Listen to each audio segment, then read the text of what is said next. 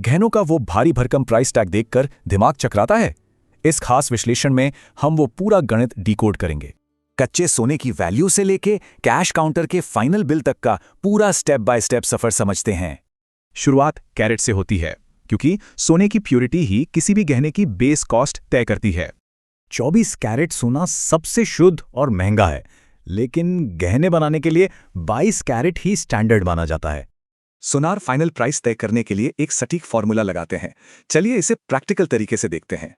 मान लीजिए 11 ग्राम की एक 22 कैरेट सोने की चेन खरीदनी है।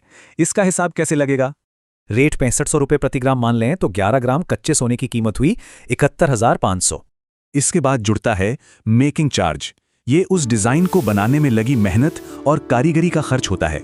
ये चार्ज डिजाइन और ब्रांड की वैल्यू के हिसाब से बदलता है। बड़े ब्रांड्स अपना प्रीमियम चार्ज भी वसूलते हैं। हमारी 11 ग्राम वाली चेन के लिए मान लेते हैं कि 5500 रुपये का मेकिंग चार्ज और जुड़ गया। अब कच्चे सोने की कीमत और मेकिंग चार्ज मिलाकर टैक्स से पहले का सब टोटल हो गया 77,000 रुपये। इस तरह मेकिंग चार्ज और टैक्स जैसे खर्चे उस शुरुआती सोने की कीमत को काफी ज्यादा बढ़ा देते हैं। इसके बाद नंबर आता है जीएसटी का।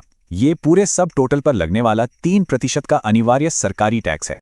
हमारी चेन वाले उदाहरण में ये 3% जीएसटी बिल में 2310 रुपये और बढ़ा देगा। आखिर में एक बहुत मामूली सी हॉलमार्किंग फीस जुड़ती है। ये गहने की असली शुद्धता का कानूनी प्रमाण होती है। अब इन सबको जोड़ें तो उस चेन का फाइनल ग्रैंड टोटल हुआ 79,355 रुपये। लेकिन सोचिए, क्या होगा अगर उस गहने में हीरे या दूसरे कीमती पत्थर भी जड़े हुए हों? अक्सर कुछ लोग पत्थरों का वजन सोने के साथ ही तौल देते हैं। ऐसी धोखेबाजी से हमेशा बचकर रहना चाहिए। सही तरीका यह है कि पत्थरों का वजन और उनकी कीमत सोने से बिल्कुल अलग रखी जाए। बिल चुकाने से पहले एक मेंटल चेकलिस्ट बना लें और इनवॉइस की सभी जरूरी डिटेल्स को अच्छे से वेरीफाई करें। और हाँ, गहने पर BIS हॉलमार्क स्टैंप और उसका यूनिक अल्फान्यूमेरिक कोड यानी HUID चेक करना कभी ना भूलें। ये गणित समझकर कोई भी खरीदार सही डील पा सकता है और छुपे हुए एक्स्ट्रा चार्जेस से बच सकता है।